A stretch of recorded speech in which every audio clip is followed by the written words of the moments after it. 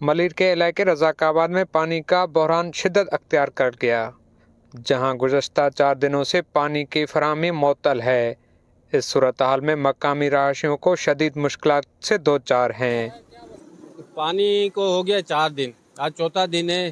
4 دن سے پانی بند کر دیا گیا ہوا ہے، نہ کسی نے رپورٹ دی ہے کس وجہ سے پانی ہوا بند، کیا وجہ ہوئی، نہ ہمیں وہ کوئی رپورٹ بتائی گئی ہے۔ اور 4 دن آج شاید ہو سکے 5-6 دن اور ہو جائیں۔ ان لوگوں کا پانی بند کرنے کا طریقہ کیا ہے؟ لین ٹوٹی اپنا بناؤ، صحیح طریقے سے کام کرو، 2 نمبری تو کام نہیں کریں۔ اور تو مسجدوں سے اعلان آتا ہے بھائی اپنے گھروں سے وضو کر کے آؤ۔ اب جمعے کا دن ہے، ہم کدھر جائیں؟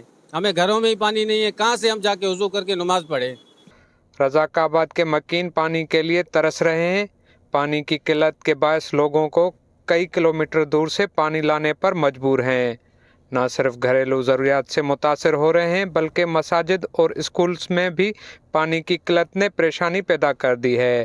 بھائی ادھر جیسے پیچھے سے لائن آ رہی ہے دابیچی سے، ادھر سے لائن ٹول لیتے ہیں، ادھر آبادی کر کے بیٹھے ہوئے، ہمارے پاس 8واں دن ہے پانی نہیں ہے، اور نماز کے وضو کرنے جیسا پانی بھی نہیں ہے۔ ابھی ہم لوگ کو پتہ نہیں کہاں کہاں سے پانی بھرنے جاتے ہیں، وہ گوڈ والے سارے بیٹھے ہوئے، کوئی کچھ نہیں بولتا۔ ابھی ہم ادھر سے جا کے راشاری گوڈ سے پیر گوڈ سے پانی بھر کے لاتے، ادھر آبادیاں کر کے بیٹھے ہوئے، فصل لگا کے بیٹھے ہوئے، کوئی کچھ نہیں بولتا ہے۔ اہل علاقے کا کہنا ہے کہ متعدد بار واٹر بورڈ کے حکام کو شکایت درج کروائی ہے لیکن کوئی سنوائی نہیں ہو رہی۔ اہل علاقے نے مطالبہ کیا ہے کہ اگر پانی کی فراہمی جلد بحال نہ کی گئی تو وہ سڑکوں پر نکل کر احتجاج کریں گے۔